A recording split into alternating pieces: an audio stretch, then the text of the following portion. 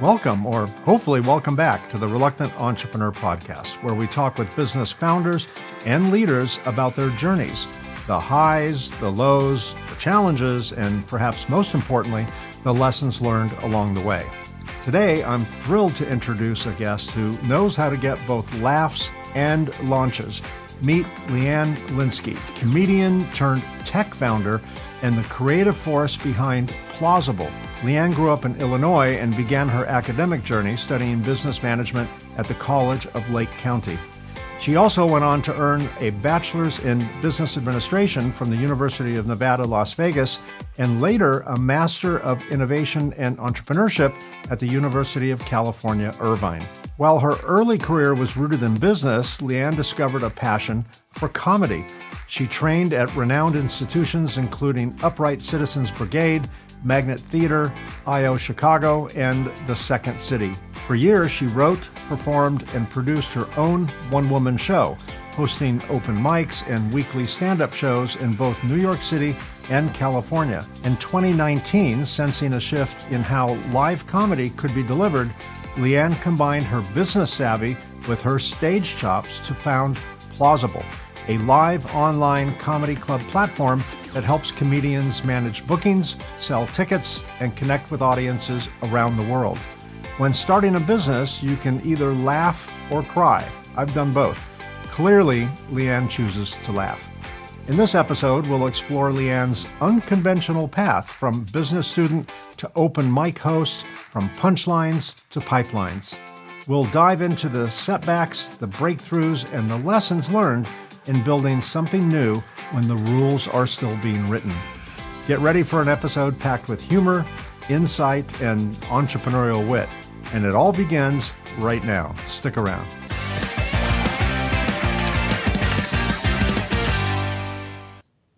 Leanne, thanks for being my guest today. I'm so glad you're here. I'm really looking forward to this conversation. Thanks for having me, and thank you so much for the wonderful intro. Wow. Wow. Well, it's only wow because you've got wow stuff to talk about. So there you go. Leanne, let's start at the beginning. What were you doing before entrepreneurship entered your life? I was doing comedy, and before that, I was working a 9 to 5 for right out of college. I was working for a home builder in Las Vegas, and then a year later, I got a job with a national home builder in Las Vegas, and I stayed at that job for nearly 13 years. I thought that would be the job I would stay at, retire from, the whole thing. But surprise, I got laid off before, the housing market crashed. Well, what's the saying? If you want to hear God laugh, tell him your plans. Yeah, right. Exactly. Right? He has a great sense of humor. Yeah. So yeah, and while I was working that job, some coworkers had suggested that I take a comedy class because I did a lot of public speaking. No matter what role I had at the company, I was always in charge of running our quarterly meetings and being in front of a large group of people, no matter what hat I happened to be wearing otherwise. And so I come from a very funny family and who is very quick on their feet and very witty. And so that I just grew up with that. And so that just became a part of who I was. And then as I was doing public speaking, people were like, hey, maybe you should take a comedy class. And I was like, oh, that'd be cool. And then I thought, oh, maybe at one of these events, I'll do like a Johnny Carson monologue. And so I took my first comedy writing class in 2001. And my monologue that I wrote was terrible, by the way. But then I started taking classes at the Second City. They had a training center that opened up in Las Vegas, where I was at the time, which is funny because I'm originally from Illinois. So I was very familiar with the Second City.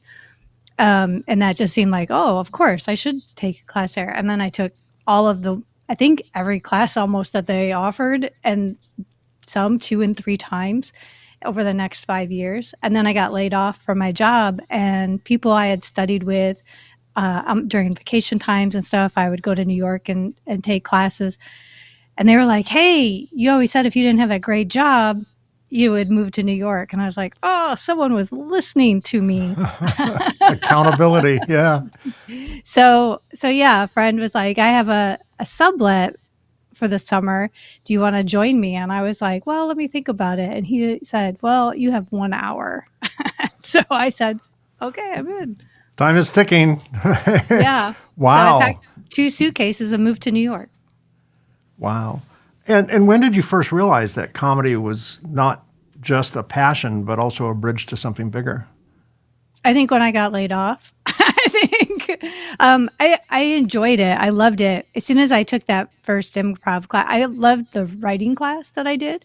But then when I took that first improv class at the Second City, I was like, oh, I'm taking all the class. Like I'm seeing this through. I had so much fun. It's like playing. It's like being a kid again.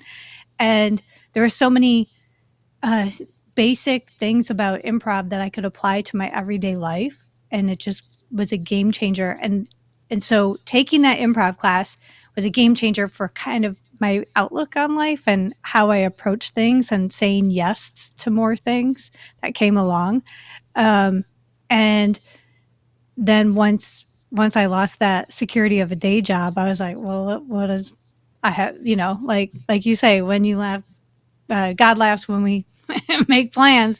And I Yeah. was like, well, all right, let's go with it and see what happens. I mean, I could always go back. I can Sure. always go back and get a job again. I know I could do it. I had one. So I just went and I dove right in, and it was crazy. So I think that's when I really thought, this could be a path. What do I do? I have no idea. So I just, when I got to New York, I signed up for classes and fully immersed myself.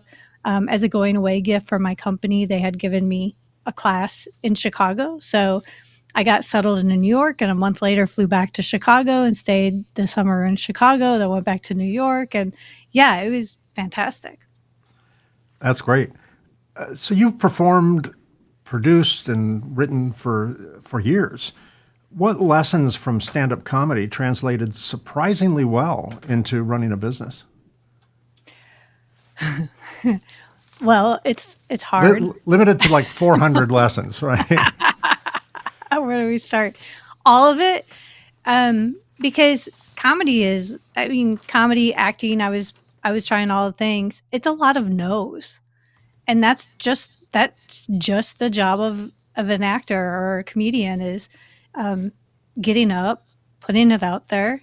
Sometimes you hit it out of the park, and most of the time you don't. And learning from it, and you just keep going forward, believing that there's something there. And I think that the same applies for entrepreneurship. Um, you know, you, very few people hit it out of the park day one. Right. That's very rare. I think the kind of stars have to align, and because it's like for me, entrepreneurship is like writing a good set of jokes, right? So I have an idea, and I kind of put it out there. And sometimes I'll float my joke ideas in a conversation by people. And the same with entrepreneurship. Like I have an idea, and then you kind of see how people respond to that idea. Would they buy into that idea, or they're like, wah, wah. I don't Yeah. know. So Wah, wah, same wah. same thing as with a joke. And so then I go back and I rewrite and edit that idea or that joke, and then I go back and I throw it out there again, and eventually you get the joke right, then you work on the delivery and the timing. And I think the same goes for a business. It has to be all of those things. It's art. I think business is really like art. It's not one and done. It evolves. It can comedy, how many times can I do the same set? A lot, because you only see so many people at a Sure. particular show, and you can go and do it over and over and over again.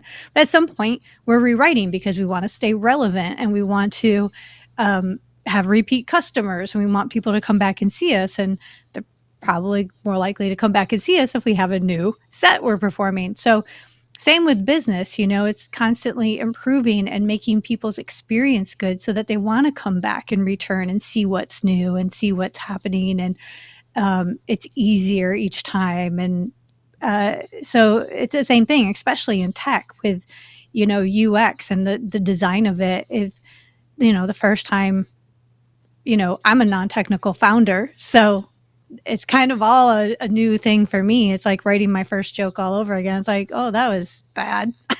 Let's try again.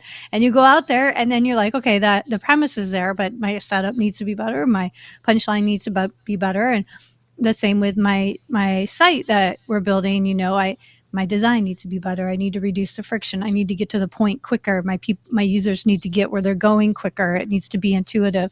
Yeah. So a lot of similarities. Yeah. I think comedians and entrepreneurs have at least one thing in common, and that is we don't think the rules apply to us. Meaning, we draw outside the lines, we're rule breakers, all that.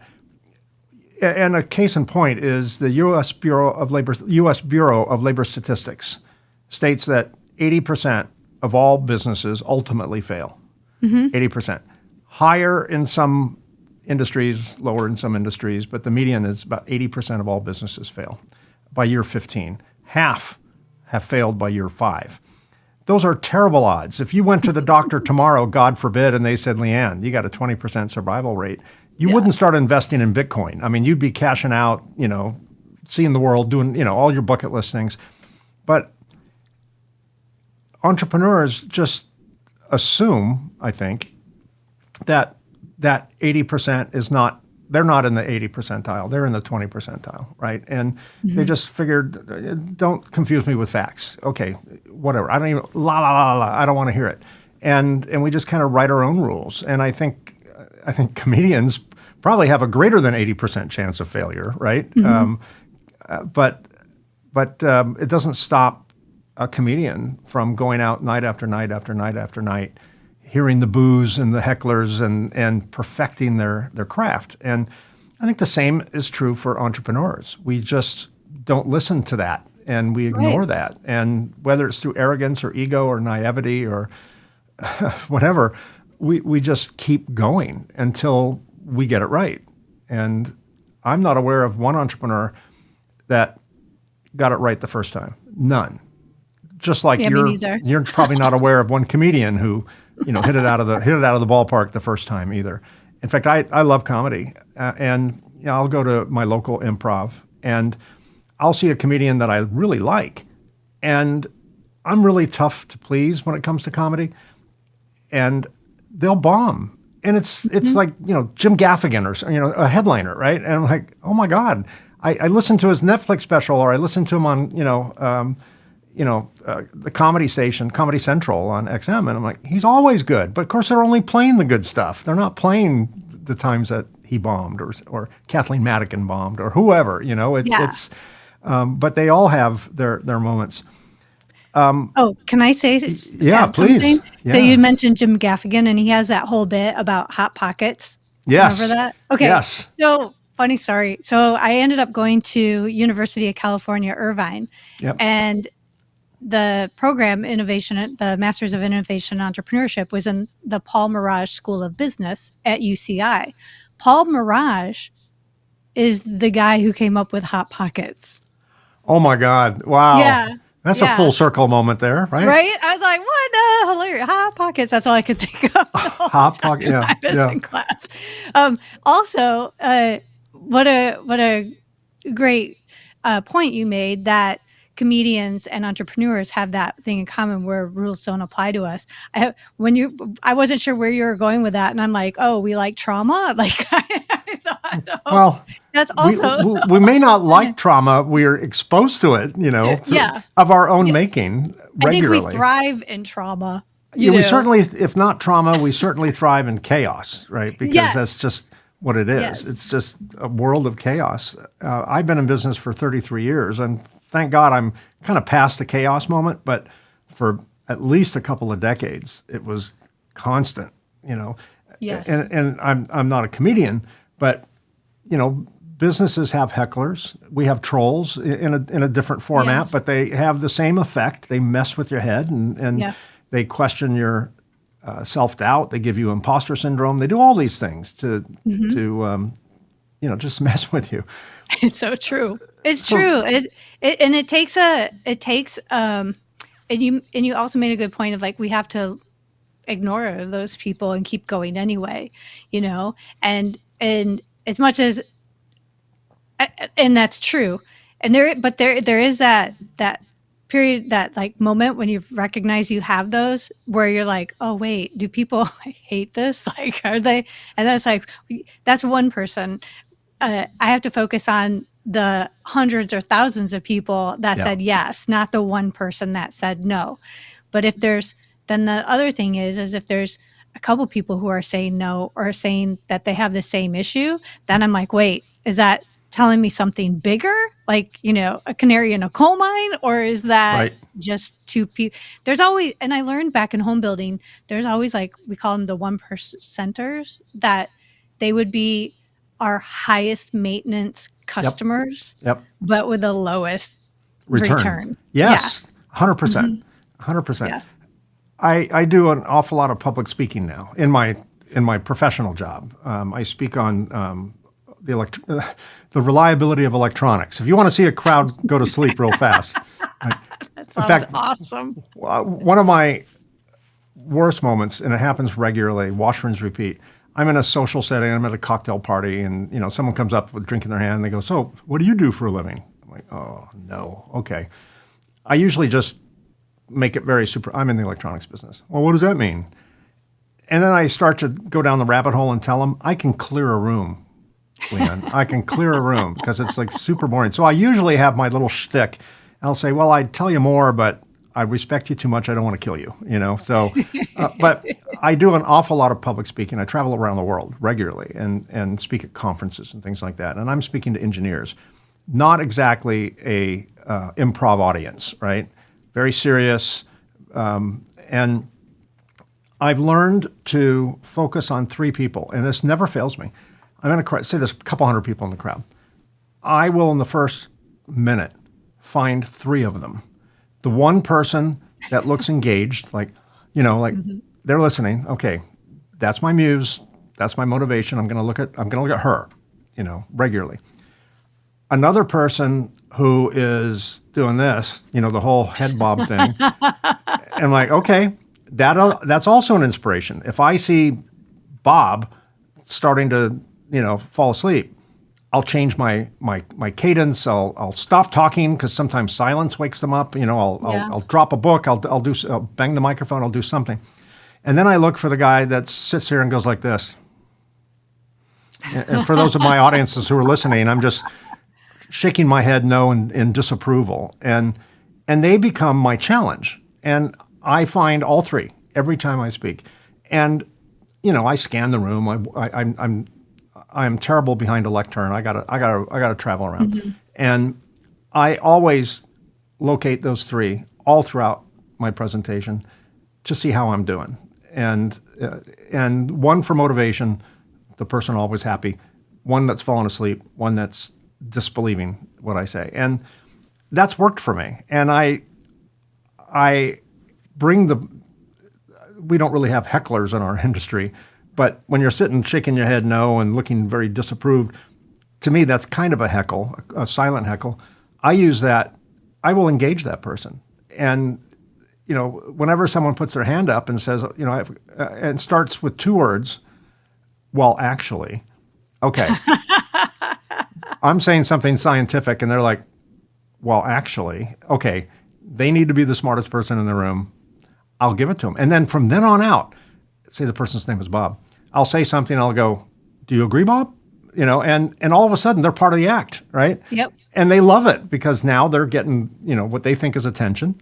And it's a little bit more mockery, but it's okay. They're digging it, I'm digging it, and they're part of the show now. And that's the way I handle it. Starting a business generally requires some kind of capital investment. How did you raise money to start your business? Well, so that's a good question. I had the idea back in 2019, right? Before COVID, BC, 2019 BC. And and I put together my MVP, my minimum viable product, using just existing technologies and everything, just to test it out. Like, would people come to an online open mic? And they did, and they paid me for it. And I was like, wow, that's pretty good. So then I told a few more people, and then some people I didn't know would be like, online, why would I do that? And then COVID happened, and suddenly everybody's online doing the exact same thing. I'm like, okay, well, that was unexpected. Also, great, because that not that the pandemic was great, but that situation forced people to connect Yep. via technology they might not otherwise had any Sure. desire or reason to use. Yeah. Before And so 2020, Zoom had a whole nother meaning, right? it had a whole nother meaning. And I was using Zoom for a day job that I had. And so when I was originally thinking of this idea, it was back in the end of 2014, beginning of 2015, when I was moving from New York to LA. And I was like, I would like to continue meeting with all my regular comedians because I ran an open mic in New York for so many years. And I was like, it would really be great to have something to keep this connection.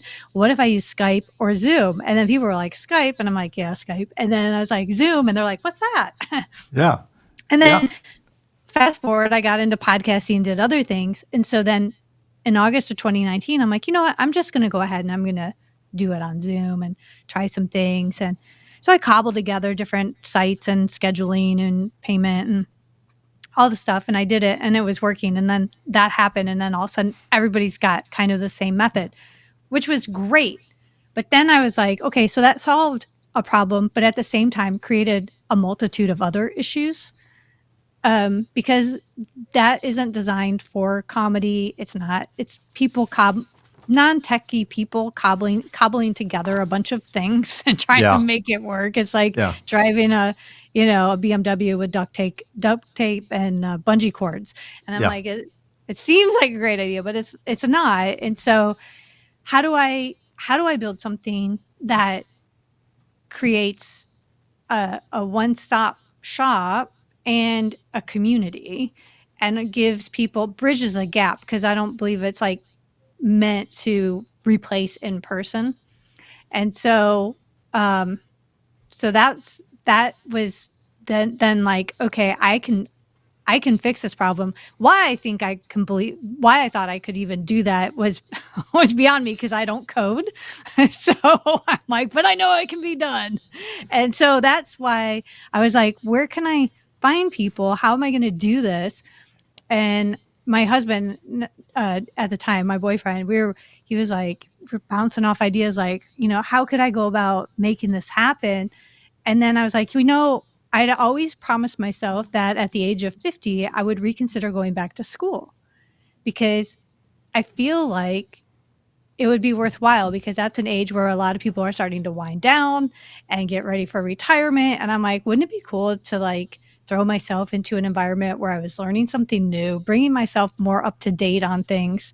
And that's kind of had been my mindset for years of I would revisit that idea. And I'm like, what a great perfect time. I'm going to be turning 50 in 2020. Why not see what kind of programs are out there that maybe could help me? So I started researching, well, an MBA, I don't want to go work for somebody else, so that seems pointless. And it just so happened this Masters of Innovation Entrepreneurship was a brand new program at UC Irvine. And I was like, interesting. And they had their inaugural year, which they graduated in 2020. And I started in 2020 and graduated in 2021. And so I was their in the second class. I got accepted. I went through the program, and I was like, what I loved about it's everything we learned that day. So this is going to answer your question, how I got funded. Everything we learned in this program was, how do we apply it now? Like, not just casework or something, or hypotheticals. It was like, go do it in a real business. And so every day I was working on building this business, creating pitch decks, pitching, practicing in front of people. We had mentors and for the program who came in and listened to our pitches every week, and we got graded on them and feedback, and they grilled us and all that. And then as we went through this program, I learned about incubators and accelerators. And then at graduation, I had applied for an incubator program, Wayfinder, out of University of California, Irvine, and I got accepted into that. And an incubator is really cool, because it kind of takes your idea until you hatch it. And so we get these free workshops, and we get a mentor, and we get more tools to like how to build our plan and create a team. And so at one of the workshops, I raised my hand. I was asking questions. I was one of the people nodding and being part of the conversation, right? Like you were saying you do when you're speaking. And as a result, one of the people on the call said, "Hey, you're going to apply to the Long Beach Accelerator, right?" And I was like, "Yeah." And I'm like, what Long Beach Accelerator?" And so it was a new accelerator that had come up in Long Beach, California, which was where I was living. And they were accepting applications. And so I was like, yeah, I'm definitely going to do that. And so if you get accepted into this accelerator, then you get funded. So they partnered with a private equity firm. And so I ended up getting accepted and got my first round of funding through an accelerator Wow. program. That's amazing. That's Yeah. there's a fallacy in the entrepreneurial world that there's venture capital money everywhere. It's not hard to get. I think the latest statistic I read from some VC association was that between 0.5 and 1% of all business startups actually get VC funding. It's not common. No. It's as common as maybe a little bit more common than winning the lottery. Think about, winning the lottery is everyone buys lottery tickets because someone wins every week or two. But it's still exceptionally rare. And in the business community, there are VCs out there. Obviously, there are companies that invest. There's some angel investors, probably even less likely you're going to get that. Yeah. But they're out there. But it's very rare for a startup business to actually get VC funding. Unless perhaps it's Jeff Bezos is rolling off a new company, or Elon Musk is rolling off a new company and he's getting seed rounds and all that stuff. I mean, they'll bank them because they're them. But for Leanne or Mike to get VC money and any rounds is exceptionally rare, and it's congratulations. Thank you. That's awesome. It's a big deal, and I was pleasantly surprised. Like, I'm going in it with like, oh, I'm going to get funded. Of course, I'm going to get funded. But then you get funded, you're like, whoa, I just got funded. Yeah, right. Like, yeah. What?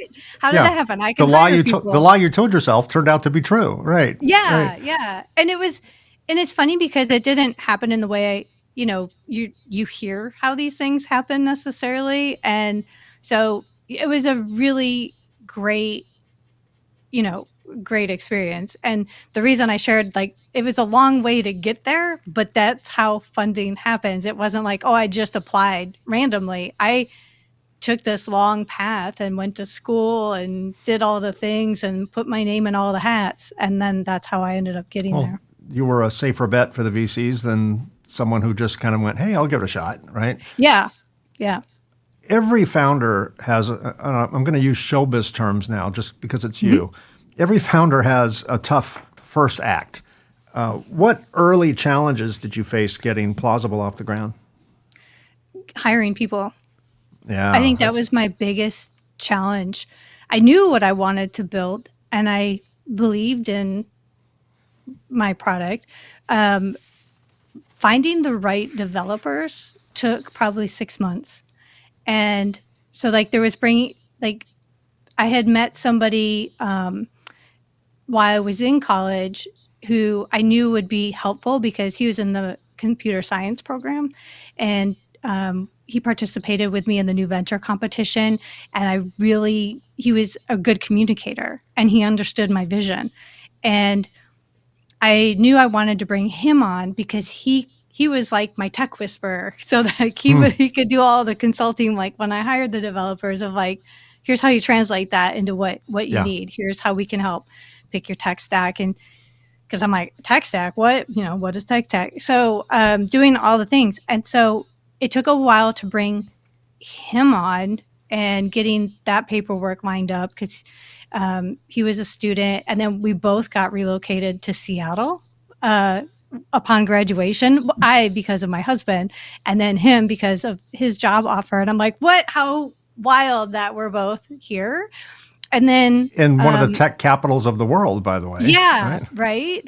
And then from there, it was interviewing various people over all of that time, and working with this other person I knew from school, and we were interviewing people and stuff. And I spent a lot of time like, do you know of anybody? Like, they're like, well, just put out a job app. I'm like, how do I put out a job post if I don't know what code they need to know. Like, Right. not every developer knows all the things. Sure. And so I just started getting these warm intros to people. And then a lot of people were like, why would you do that? And then I'm like, well, I need to own all of my IP. And they no, you wouldn't. And I'm like, you're not going to take my idea and then rebuild it for other people. So how to bring people on, how to protect IP, how to find people that were really a good fit and understood what I wanted to do and what were willing to be on board with that. So about 6 months later, I found the right people, and away we went. And then like 6 months after that, we launched. We launched for the first time in December of 22. I would imagine your launch is a little different than a consumer software product or a consumer cloud thing or whatever, because your consumer is a very niche subset of any population, because you are basically offering your services at Plauzzable to comedians, right? Mm-hmm. And Yeah. and there's probably more comedians out there than I'm aware of. I mean, you're probably aware of them. I only know the ones that make it to Netflix or, to my local comedy club. But that is a definite subset. So does that make it challenging, or does that make it easier in some regards? So it's a two-sided marketplace. So it kind of has the network effect, right? So if you think of Etsy, we need people selling goods that they make, and then people who want to purchase those goods. Sure. But I can get all the people who want to purchase goods, but if I have no sellers, these people aren't going to come back. Right. And so that's the same issue with any marketplace, if you will, because my one side is a very much smaller subset of the population, the people who are actually going to perform and do those things. But when you look at how many people consume comedy, it's a huge population and demographic. So much so that Netflix, decided to like invest so much more money after they saw how many people were watching comedy specials. And that became suddenly like, oh, we've got to grow this segment because there's such high demand for it. Like, people are rewatching stuff multiple times. And so they ended up investing all this money. So like, in doing my research of like, is this a large enough audience for a service like this? And it's pretty darn big. Like, it's huge. It's very popular genre of live streaming. And so I, like behind gaming and breaking news. So it's substantial. And then you look at like what trends on social media, comedy, right? Like all these things. So there is a huge market for it. My challenge is getting comedians to understand they don't have to ask me permission to put up their shows on Plauzzable. So in this case, not only do comedians get like the scheduling tools, the ticketing service, the profile page and all the things, but they also get the virtual stage. So they can schedule and book themselves and any of their other comedian friends and produce their own stuff without having a gatekeeper and without having to navigate any algorithms. Because a fan can come in and we're not pushing like, oh, you're going to like this, you're going to like this. Instead, they can filter and sort how they want to filter and sort. There's no feed that we're going to force feed anything upon you, but they can look through the comedian directory and they can see what kind of comedy people do. And then they can go to the event listing and they can sort by type. Everything appears in chronological order rather than, what our agenda is. And so it gives comedians zero hoops to jump through, and they don't have to wait on ad money. So we're not controlled by advertisers or sponsors of what goes up on Plauzzable. Which is great because in this day of cancel culture, that's very problematic, right? Right. And so we don't have any of those issues. We removed them all. The control is in the comedian's hands and in the fans' hands. Like, the comedians can perform what they want and the fans can watch what they want. That's it. And when it comes to revenue, the comedians are making the majority of the revenue, and a percentage goes to Plauzzable for all of the services and fees that it costs to put those shows Sure. on. That's amazing. Was there ever a point when you considered just, so-called walking off the stage, when you just considered walking away? Every And day. if so, yeah.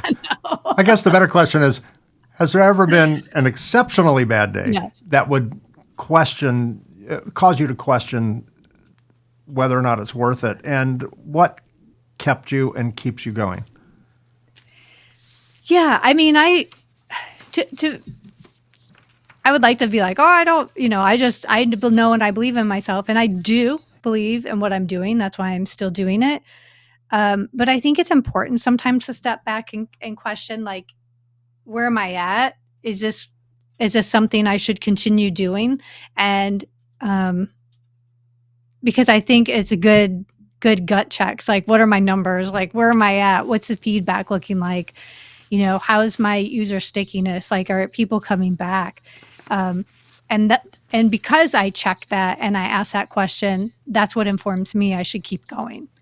And so I have to be real. It's kind of like I can't get up on stage and tell jokes and not notice if the audience is laughing or not. Like, I have to count.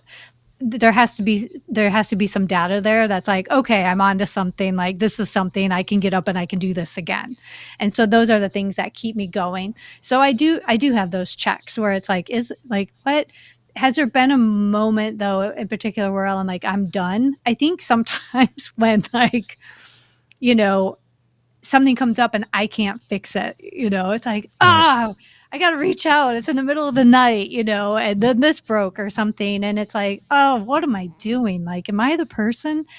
But I can't do it by myself anyway, no, in any business really. So, yeah, I hope Yeah. that answers the No, question. it Yeah. does. Well, you answered the question right away when you went every day. That's Yeah. Well, welcome to my world. Yeah, we're all in the same right. world here. And there are those moments where I'm like, I'm not doing this anymore, and I'll rant and I'll tell my Yeah. husband. He's like, well, okay. I'm like, that's not what you're supposed to say. Don't. Yeah. I didn't mean it. I'm just venting. He'd be a terrible coach, right? He's a terrible Yeah. coach, right? He's like, okay. No, he's actually very supportive, and he's like, probably my biggest fan, my biggest cheerleader of like, you Nice. need to keep going, because he goes, I see it.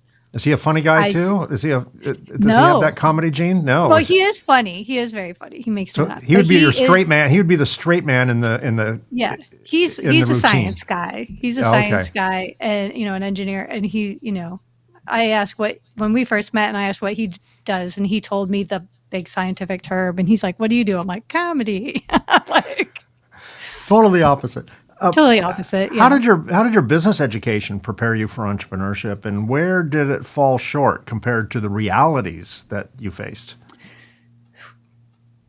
I think my business education and my business experience, especially working for like a Fortune 500 all those years, prepared me extremely well. And I am Good. so grateful, because I have to wear so many hats as an entrepreneur. I don't always have people, you know, working for, like, the people I hire are developers, and Right. developers, and then Right. I do everything else. And so I've had a job when I was in New York as a director of marketing. So I can wear the marketing hat, and I have done accounting and accounts payable and bookkeeping at various companies. So I can put on the bookkeeper hat. I can, I can do those things. Market research. I spent a few years in market research when I was working for the builder. I worked in their accounting department. That's great. So all of that experience, I actually believe not a thing of it was wasted. Every great boss I've had, every bad boss I've had has taught me like stuff like I it so much of how do I want people to feel working with me? How do I want my team to, you know, look back on this experience? And also all the lessons I learned of, like, okay, how to problem solve so many key things. Like, when I work for that one corporation for all those years, one of the things I look back on is like, wow, they really taught us how to solve problems all the time, not come and be like, oh, I've got a problem, dump it on someone else. It's like, I ran into this issue and here's the solutions I came up with. Let's, tackle this and let's share it with everybody else so nobody else has this problem. Like those kind of things. So all of those things I am so grateful for. Like, I feel like looking back, if you were to look at my resume, you'd be like, who is this? Like, what are you doing? And then now I look back and I'm like, it makes so much sense. It all somehow come together. Yeah. And I wouldn't be here without it. And then the same with going back for my graduate degree. During the process, I was like, what am I doing? First of all, the pandemic happened during that time.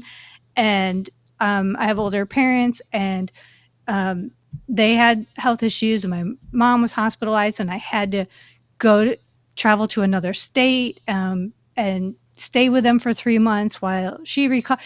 My husband lost his father during that. Like, everything that could go wrong during a school year was like, how am I doing this right now? But all of those things, plus during that time, I was the oldest person in my class. Like, my age didn't even move the needle on the average age in my class. Some of the people had never even had a job. I was like, how is this possible? You're in a graduate program. And then some of the things, like, you do case studies. It's like, Blockbuster. Does anybody know why Netflix is in every? I'm like, I still have my Blockbuster card. Like, I don't need to read how they started. I think I still owe them money on non-rewinded tapes. Yes. The whole phrase "be kind, rewind" is unique to our generation, right? Right. My generation, and the young kids are like, rewind? What's rewind? It's so true. And so there were points, honestly, during that time of going back to school of like, why am I doing that? Like, what am I doing? This is insane. But now that I've done it, I'm really grateful for the experience. It was definitely different. If I had done it 30 some years ago, I wouldn't have been the same. I wasn't the same student. I mean, I went to school in Las Vegas. I wasn't the same student then that I am now.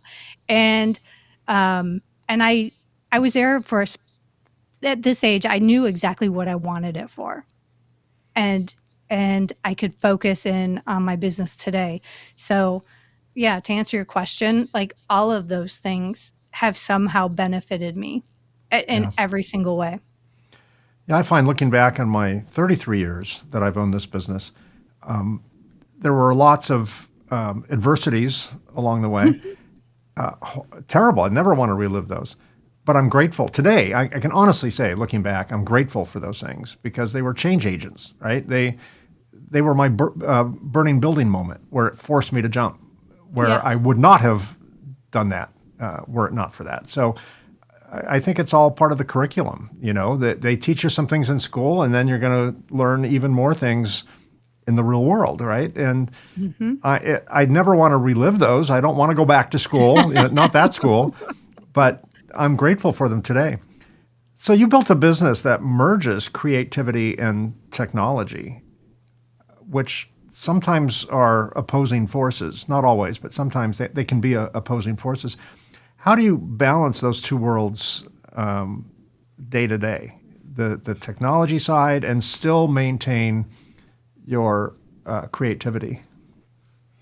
Yeah, such a good question, because back when I was in New York, I was office manager at a theater, and it was the same theater that I performed at regularly. And at that time, I would be getting ready to go on stage, and the owner would be like, hey, there's someone who wants to enroll in a class. I'm like, are you kidding me right now? Like, how do I shift gears? Like, I'm going to go pretend I'm a chicken on stage and, sing a song or something, whatever it was. And then, and now I got to go be like, hey, this is Leanne. How can I help you sign up for this workshop? But so I kind of started learning then. It's like, I just kind of have to go with it. And even now, like, I still run an open mic on Plauzzable, and I love doing it. But I have kind of stepped away from, I'm going to do my jokes, and I just go in and I host it because I love hosting and I love giving the space to other people, and I like seeing what they're doing, and I'm more here for their success. Because if they're successful, Plauzzable is successful. Sure. And that's kind of what I like about it is I am now using my creative skills differently. It's not, I still like writing a good joke and performing and doing all of those things, of course. But when I step into some of these things now, I think my expectations have shifted. My expectations, but my goals have shifted of what I want to see happen. I want, I'm not there necessarily to hone my joke writing skills. I'm there to hone a community building and giving others permission to, you know, be awesome and do the things. And that brings me a lot of joy. And so I'm leaning more into that. Whereas years ago when I was office manager and I'm getting on stage, I'm like, hey, my goals are, SNL or whatever, Right. or, getting booked in a theater and getting, this off the ground or that off the ground or whatever. And over time my goals have really shifted, so I think that changes how I balance my creative side. I've just redirected that into different goals, and it more aligns as I do both things. And I also find that creative skills, like there's a lot of tedious things we do in business, there's like, oh, we have to file taxes and we have to Yeah. payroll, we have to pay these bills and Sure.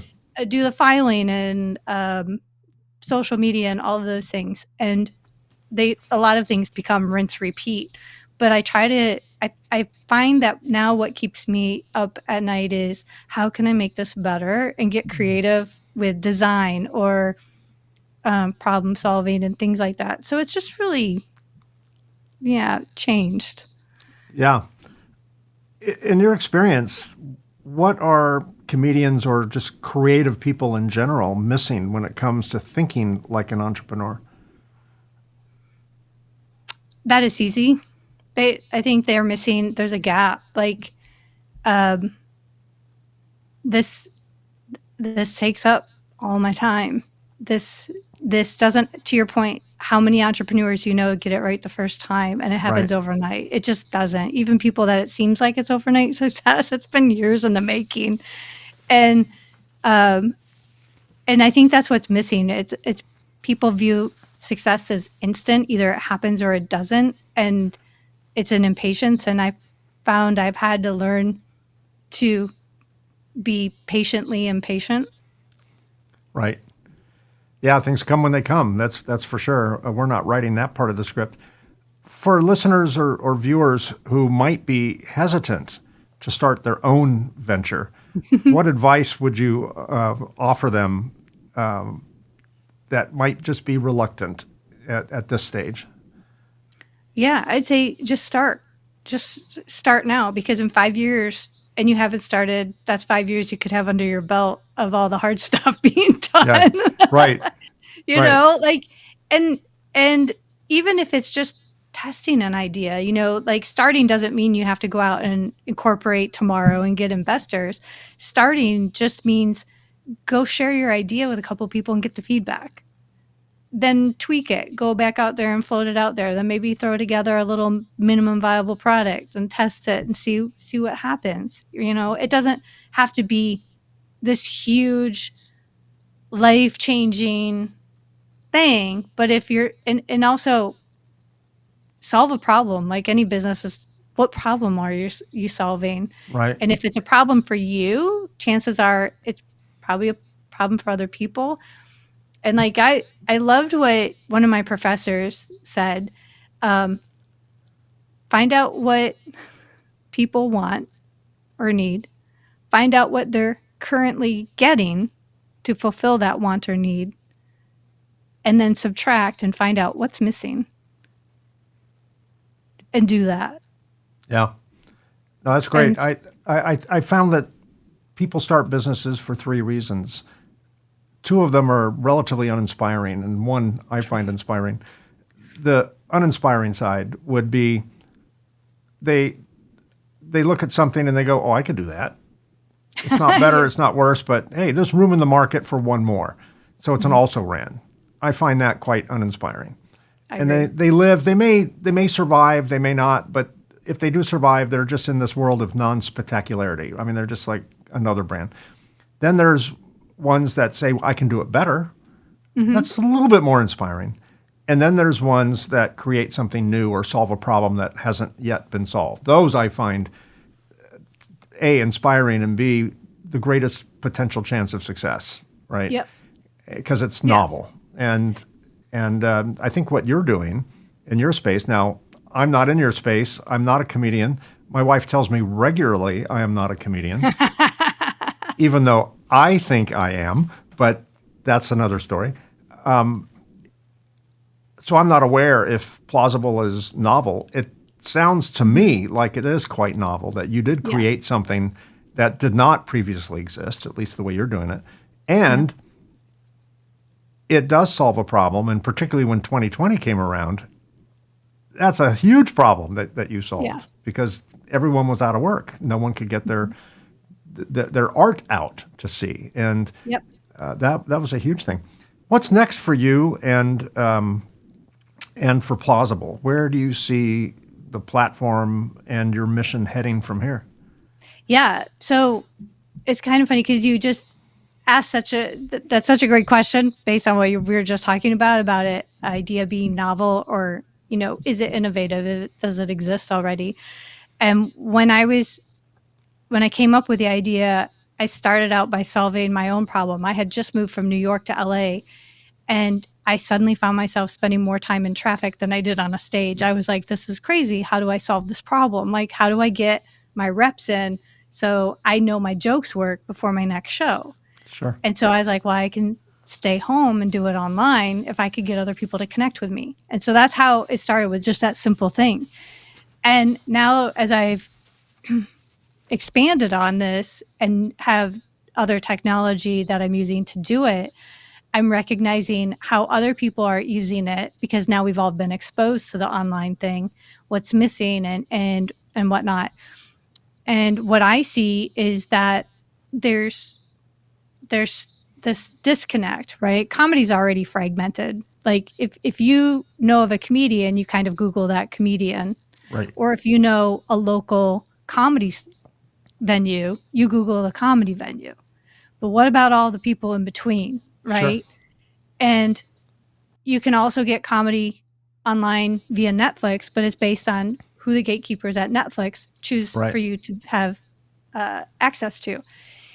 So how do I bridge the gap between, the physical location where you're at and all the people you don't know? And that's what I'm currently still enhancing on Plauzzable, is because Plauzzable became this whole online center where, hub, where you can do everything one-stop shop online without having to get all the other technologies.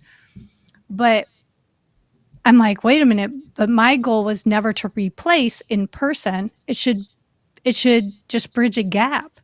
And so we're going to be launching some new features in the coming weeks where we're bridging that gap even more, bringing it together with in-person so that you can find in-person comedy near you as well as what's online, and be exposed to people all over the world, not just who may be passing through your vicinity at any given moment, or maybe who gets a contract with a large streaming service. So it's kind of like when you look at all of sports, right? And you look at all of your best players who are in the Major League Baseball. But what about the AAA leagues, Sure. all the minor leagues? There's a huge following for minor leagues. So it's no different with comedy. You've got all these new people who are up and coming, and you want to be able to see them, and they need a place to go. So that's what we're doing. And we're just taking what we're already doing and taking it and expanding on that idea. That's because great. nobody else is doing it. Yeah. Yeah. I remember, speaking of minor league baseball, when Major League Baseball was on strike many years ago, we had a minor league team that was playing, and pretty much everyone went to the minor league team. They have a small stadium. It's nice, but it's intimate. Tickets were like, $6 or $10 or something like that for a decent seat. And those boys played their heart out. They were not prima donnas. Mm-hmm. They were not multimillionaires. They didn't have all the endorsements. They were hoping to get to the majors. And they played their heart out. They all shared, they shared a house. They just had enough to eat.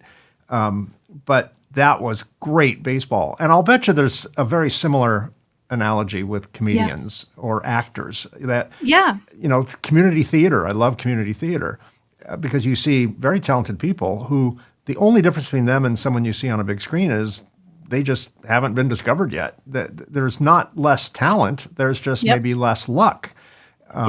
Because it's not, you need talent to be quote unquote discovered, but you also need a lot of luck. And if you want to hear a great singer, go to any average church on a Sunday and you'll see there's lots of talent out there. So true. And that's the thing. A lot of people, I look back at even my own journey, right? I'm an unknown. Nobody knows who I am. But when I made the move from Las Vegas to New York, I had lost my job and I didn't have a family. I wasn't married at the time. I didn't have any kids. And I had the freedom where I could pack 2 suitcases and go. I was at that point, I was 36. My parents are like, "What are you doing?" I'm like, "Don't worry about it." And they're like, "Well, we kind of do, but you're 36. What are we going to say?" So, right. And off I went. But how many people, especially at that point in life, can just pick up and leave without leaving behind a family or a job or, huge responsibilities?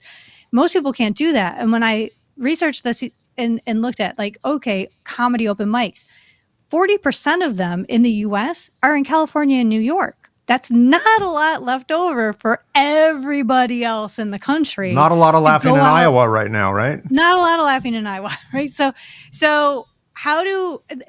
you've made a great point. There's all of this talent and all of these other areas. How do they get out there? And that's another reason for something like this is because now let's level that playing field. So not only here in the US, but because it's the internet, people worldwide can log in and they do. And it's pretty amazing when we have international open mics, where people are all different time zone are chiming in. And it's lovely because we connect on so many of the same things we all find funny. Sure. And I'll bet it's also potentially good for a startup comedian's career because they now have massive fan base. They have a massive fan base. There might be the comedy equivalents of talent scouts that look at Plauzzable and look for the next comedian, and then next thing you know, they get invited to, speak at a California or New York venue, right? It gives them a stage, a virtual stage to stand on.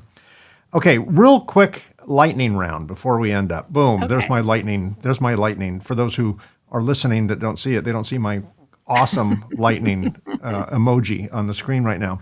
And these answers are meant to be short. Just give me some rapid fire answers. Who's your toughest crowd? Comedy audiences or comedians? My parents. My family. Your family. All right, I'm going to rephrase the question. Funny at all. Besides your friends and family, who's harder to please? Is it fellow comedians or a typical audience? Probably fellow comedians. Yeah, I would think so. Mm-hmm. Yep. Definitely. If you could open for any comedian, which comedian would that be? Oh, I think it would have been really fun to open for someone like Joan Rivers. Oh, yeah. She was amazing. And she had this comedic style where it hasn't been repeated, at least not to that level. Right. I loved her. Can we talk?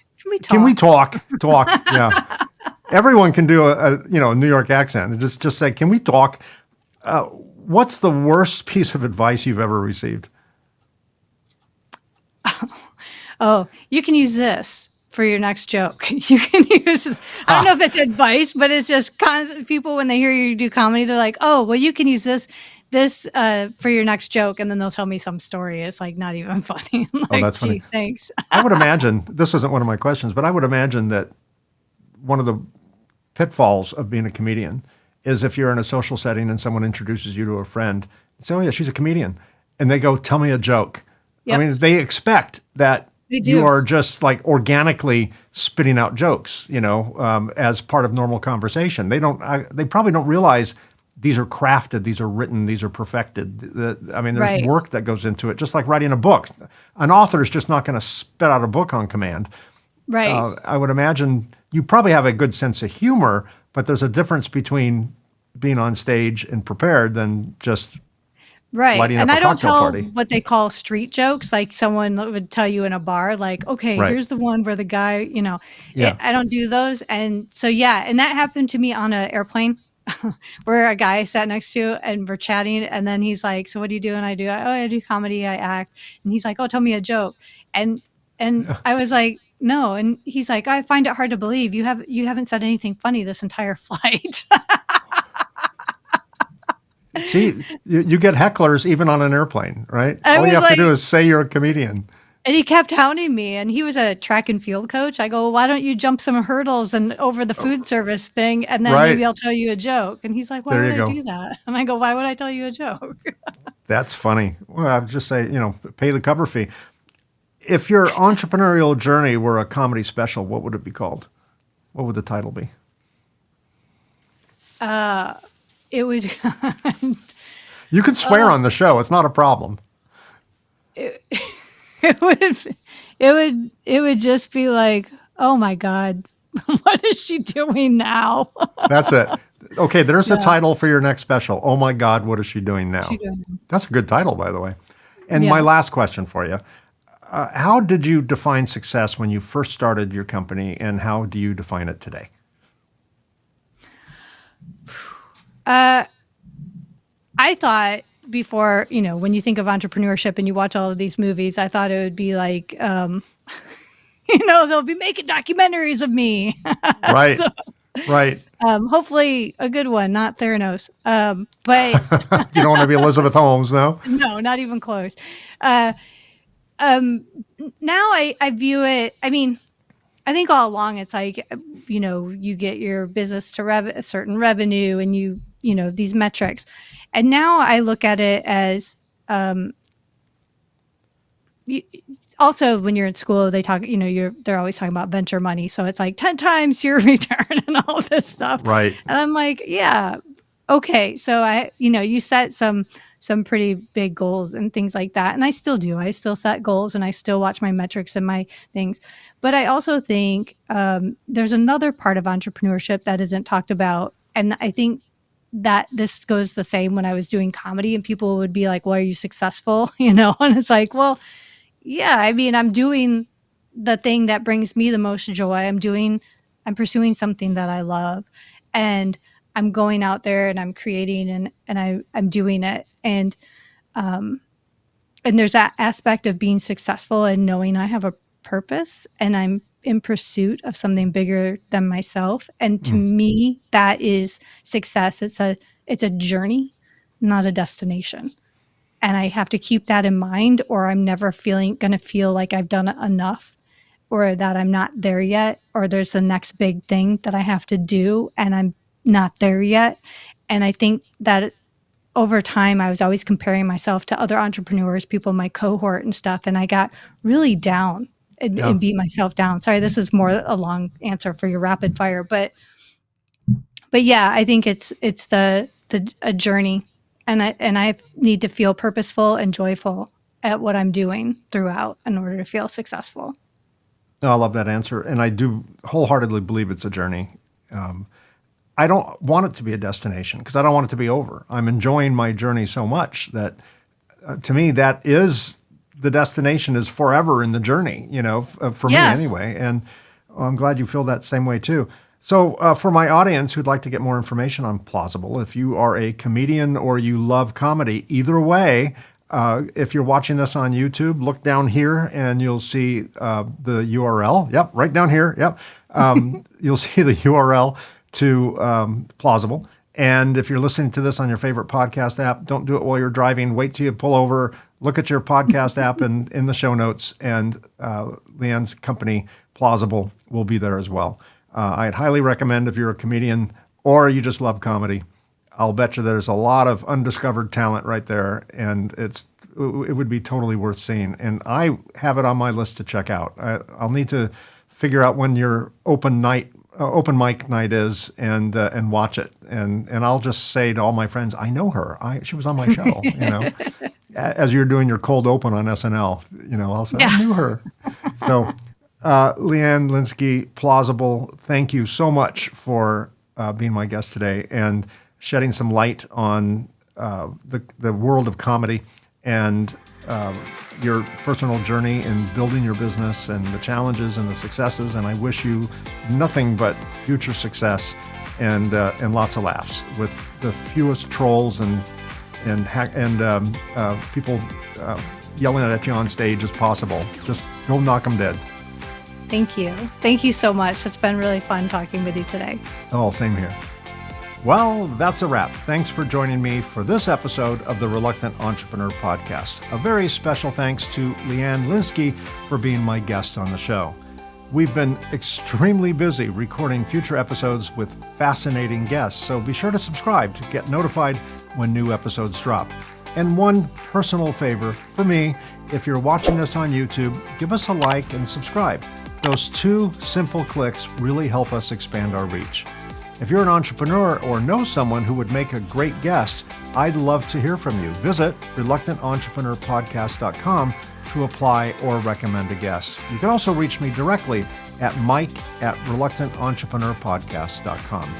And of course, a very quick shameless plug. If you're interested in my book, The Reluctant Entrepreneur, Anatomy of a Business Startup from Uncertainty to Unstoppable, it's available in paperback and Kindle on Amazon, and as an audiobook on both Audible and Amazon. Thanks again so much for listening or watching. Until next time, be unstoppable. I'll see you again soon.